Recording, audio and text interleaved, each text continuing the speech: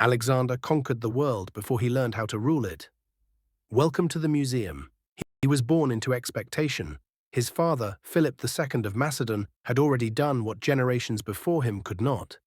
He transformed a fractured kingdom on the edge of the Greek world into a military power capable of crushing the city-states to the south. Philip built an army, not a collection of citizen militias, but a professional war machine.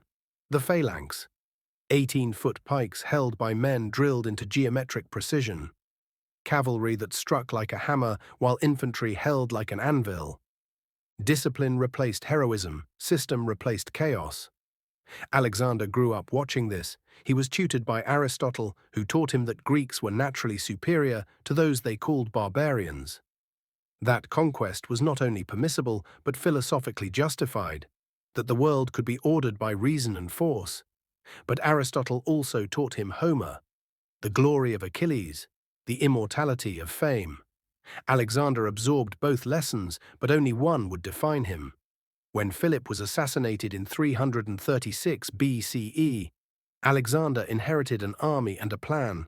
Philip had already been preparing to invade Persia. Alexander simply accelerated it. He was 20 years old. He had spent his entire life preparing to surpass his father, and now he had no time to waste. The Persian Empire was vast, but it was not strong. It was a collection of regions held together by tribute and intimidation, governed by satraps who commanded their own armies and pursued their own interests. When Alexander crossed into Asia Minor, cities surrendered without siege. Not because they loved him, but because their loyalty to Persia was transactional, and the transaction no longer seemed favorable. The empire had grown too large to defend and too divided to inspire loyalty. Alexander moved faster than information could travel. He defeated Persian forces at the Granicus River, then at Issus, then at Gaugamela. King Darius fled each time. The psychological effect was decisive. If the king would not stand and fight, why should anyone else? Persia collapsed not because it lacked resources, but because it lacked cohesion.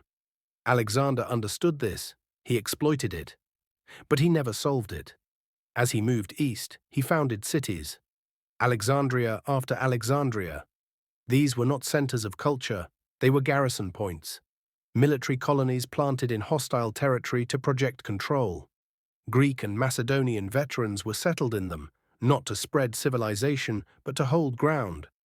The cities were tools of occupation, and their populations knew it. He began to adopt Persian customs. He wore Persian dress. He married Roxana, a Bactrian princess. He arranged mass marriages between his officers and Persian noblewomen. His Macedonian commanders saw this as betrayal. Alexander saw it as necessity. He had conquered an empire too large to rule as a foreigner. He needed legitimacy in the eyes of the conquered. But he also needed the loyalty of his Macedonians. He could not secure both. The problem was structural. Alexander ruled through personal authority. His empire was not a system. It was a cult of personality. His soldiers followed him because he was Alexander. His subjects obeyed him because he had defeated them personally. There were no institutions, no laws that functioned without him, no succession mechanism, no shared identity beyond submission to one man. He began to believe his own myth. He declared himself the son of Zeus. He demanded proskynesis, the Persian ritual of bowing before the king. His Macedonian officers refused. They had fought beside him as companions. Now he wanted them to kneel. Tension turned into paranoia. He executed Philotas for conspiracy. He killed Clytus, one of his oldest companions, in a drunken rage. Trust dissolved into fear. He pushed further east, into India. His army finally refused to advance, not because they were defeated, but because they were exhausted. They had marched for 10 years. They had won every battle and gained nothing that felt like an ending. Alexander turned back. He had outrun his purpose. In 323 BCE, in Babylon, he fell ill. Fever, possibly from infection, possibly poisoning. He died at 32. His generals asked who would inherit the empire. According to later tradition, he said, "To the strongest."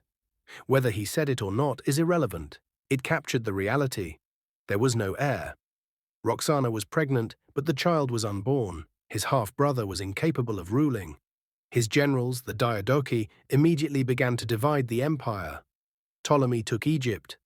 Seleucus took the eastern territories. Antigonus took Anatolia. Cassander took Macedon. They fought for decades. The empire built in 10 years, fractured in months. This was not an accident. Alexander never built a state. He built a campaign that never ended. He conquered territory, but he did not govern people. He inspired loyalty, but he did not create institutions.